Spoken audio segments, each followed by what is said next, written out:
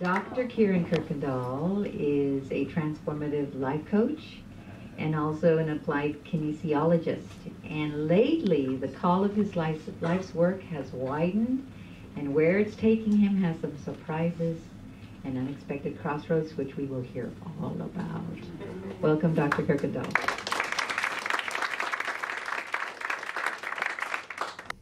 I was 18, and I remember being huddled underneath my covers and just grasping my pillow. My heart was pounding out of my chest, and I was like, oh my God, am I going to make it through this next one? Am I going to make it through this next one? It was this terrible anxiety attack, and I would get these anxiety attacks, and it would completely take over my life, and I couldn't breathe, and sometimes I would have to call the ambulance.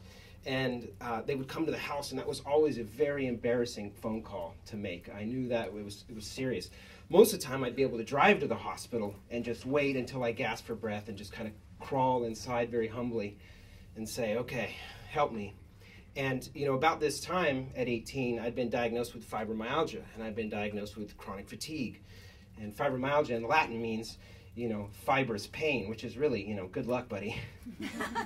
And so it was a really, really difficult, dark time for me, and my joints hurt, and I couldn't get out of bed, and I was depressed, and they'd put me on so many different pharmaceuticals that I could hardly tie my shoes because you're sad, so we need to drug that, right? And so, you know, and so it was a really, really difficult time for me, and at some point it really crept in that I don't think I'm going to make it, and I'm actually going to kill myself. I just don't want to live like this. I'm 18, like, why am I going through all of this? So my mother, God bless her heart, she was taking me to all the latest and greatest in doctors, I guess, you know.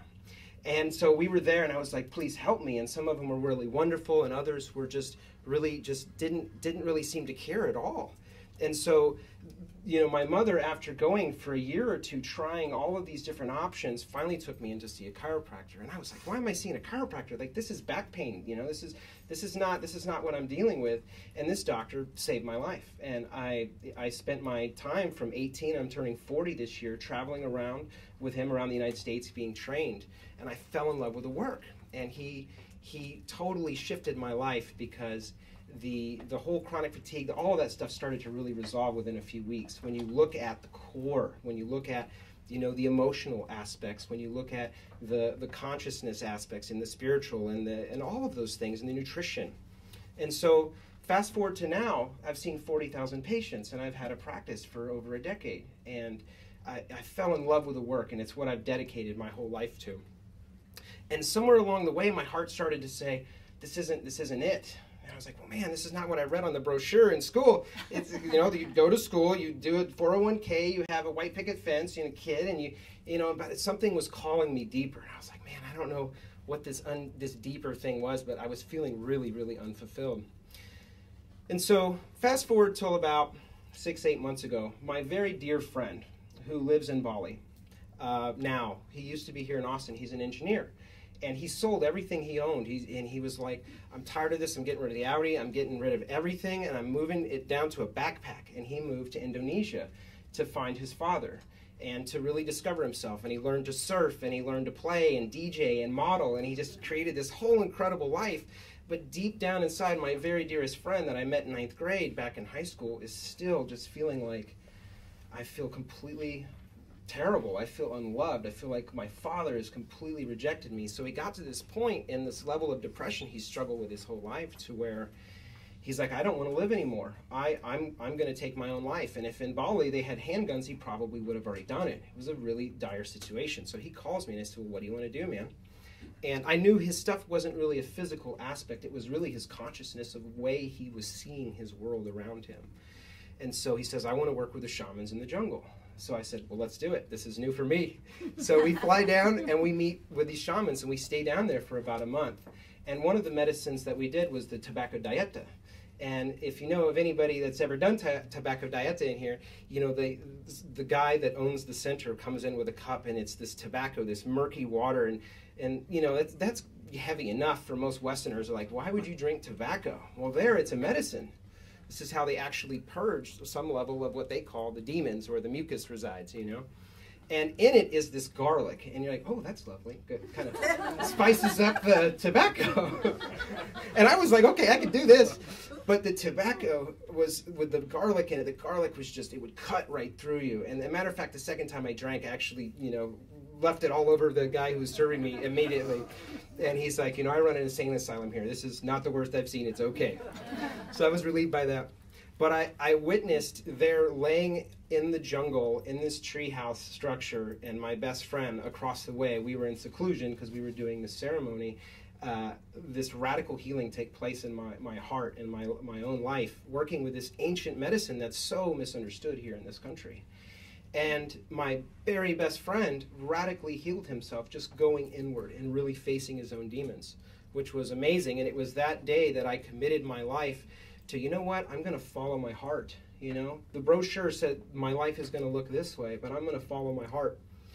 So fast forward to, about a month and a half ago. And, when you make that commitment, you say, I'm going to change. I'm going to do something different. The universe has a way of putting a hole in your boat, I feel like. And, at first it was a heart's calling. So the universe is like, okay, he wants to change it up, so let's give him a heart's calling for something greater. So, little hole in the boat. And I'm like, okay, well, still comfortable, still doing okay. I'm going to stick around.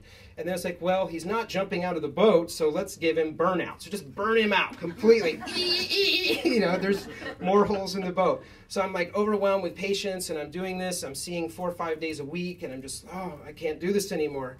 And I'm kind of dense, apparently. I wasn't really taking the message. So they're like, well, Operation Flood his office. So the universe floods the office, a foot of water, and what the water even signifies is funny. And so I'm, another hole there. So I'm sticking around, and then finally they were like, okay, he's not getting the drift. Let's throw him down the stairs. We'll just throw him down the stairs. And so that's how I ended up with this adornment. And, my surgeon, I saw him the other day, and he says, I said, what PT can I do with this right now? He says, you see this move right here? And I was like, yeah. He goes, if you get bored with that, go the other way. He's like, it's going to be like that for a couple months before you can even start PT. Do the tendon ripping right off the bone. Right off the masculine side, the doing, the part where I do things for other people and I'm going to make it happen. He's like, no. The universe is like, it's all receiving. It's feminine now. You're going to allow what's coming into your life now, which has not been the easiest thing for me. A lot of us guys, especially us doers. So the next morning I had this fall. I like to say the angels pushed me down the stairs, and I was like, what on earth has happened? And it was a freak accident. I heard it, my ear went this way, and I heard it, and I was like, oh my God, this is like death of self right now, because my body is my work with patients. Like it's very dependent upon this. It's not like, answer a phone or anything, It's, fix me, doc. So I had this death of self. I had this death of security. I had a death of like what on earth am I actually going to do? And what's really amazing is I tell a story. A lot of people tell a story is like, there's this story and there was this thing and then this thing happened and there was the end of the story. Well, I'm like walking around in the story right now. You guys are actually pages, the ink hitting the paper right now. So thank you for being in the book. So welcome.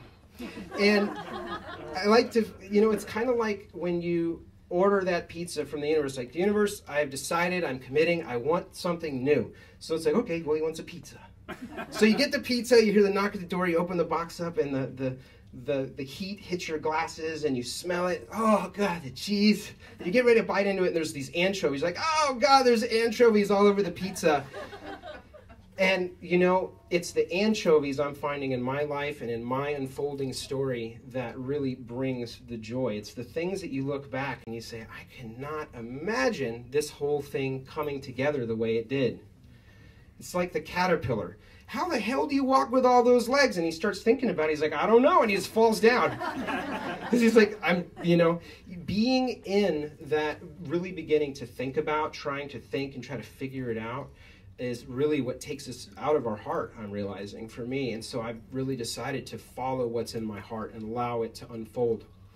And I know that if there's synchronicity, looking back at the tragedy of me being sick when I was 18, that gave me my purpose and allowed me to work and do what I love so much with patients and now coaching clients, I know that if I can choose that was perfect then and I wouldn't change a thing, I can choose it right now, and I know that I can choose it moving forward.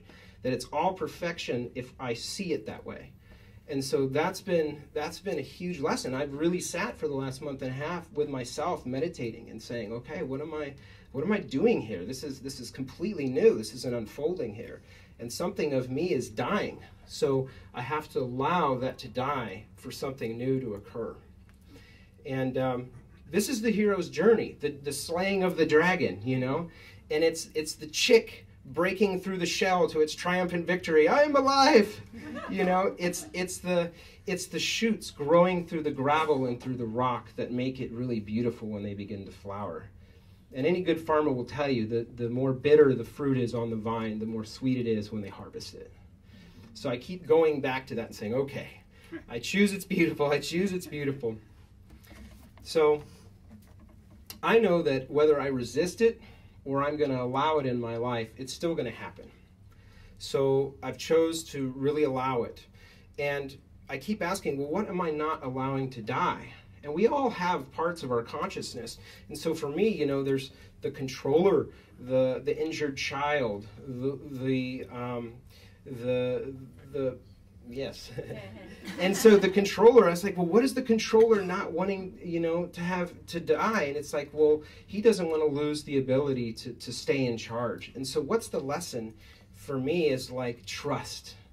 Trust, to lose control, lose the masculine sometimes of us having to do and be a certain way and just allow it to unfold. And so really, I've learned more and more to be compassionate to myself and my weakness. And the weakness is where all of my beauty has begun to come out more than ever. And I didn't expect that. Martin Luther King says that by our pain we are redeemed. We know we're actually saved by our indelible suffering. And there are no sunny days without rain, you know? And I keep going back to this, and I keep going back. And it's really moved me through a lot. My dear friend Christiane, who I love very much, she is a dear friend that's been going through severe health challenges that I've been working with her on. And she calls it the goop. She goes, oh, Kieran, I'm in the goop. I was like, what's the goop? She's like, well, the goop is where the caterpillar goes into the cocoon.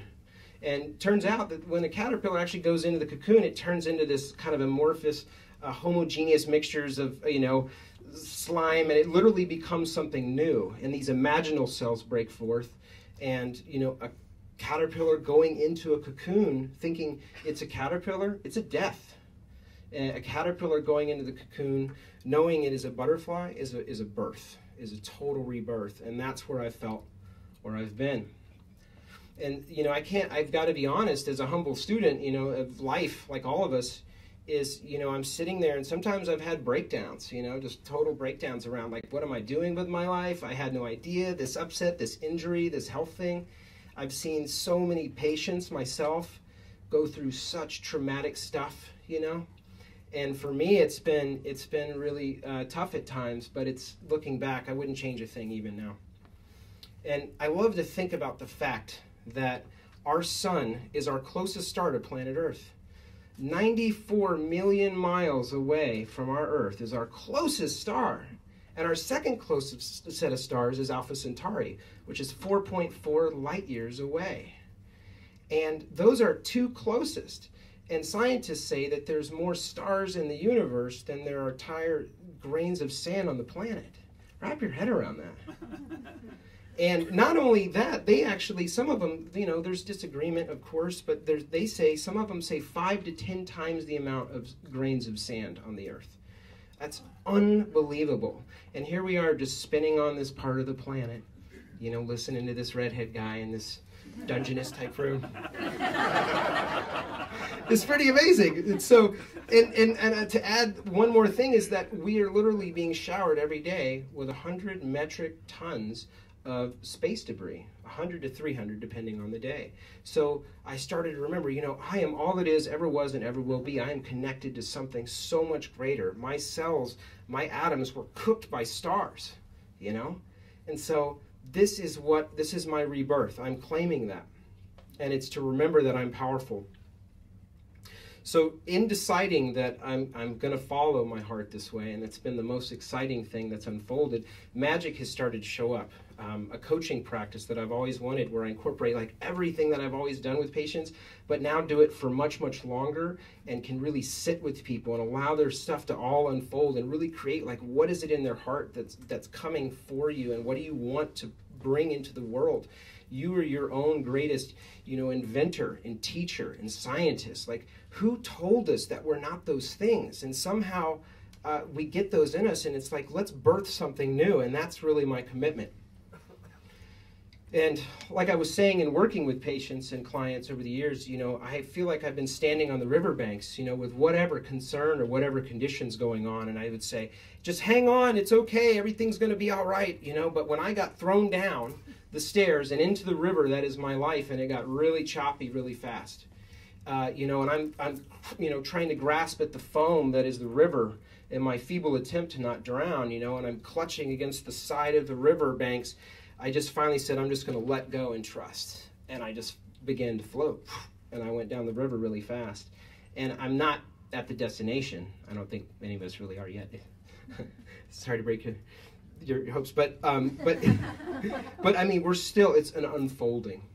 And so for me, what I keep saying to myself is that I am okay. I'm exactly where I need to be. It's completely okay that I feel this way. It's completely okay that we're in this unfolding. And the universe is conspiring to help me. It's not out to get me. It's not out to get you. It's choice. It's a choice, and it's a choice you can make every day, that you really are the leader. You are the one in your life that determines how the whole thing unfolds. So it's been the most magical thing, and I'm really grateful that all of you guys got to share a page in the story. And, this is my life unfolding. And it's a beautiful thing, because I know something new is coming.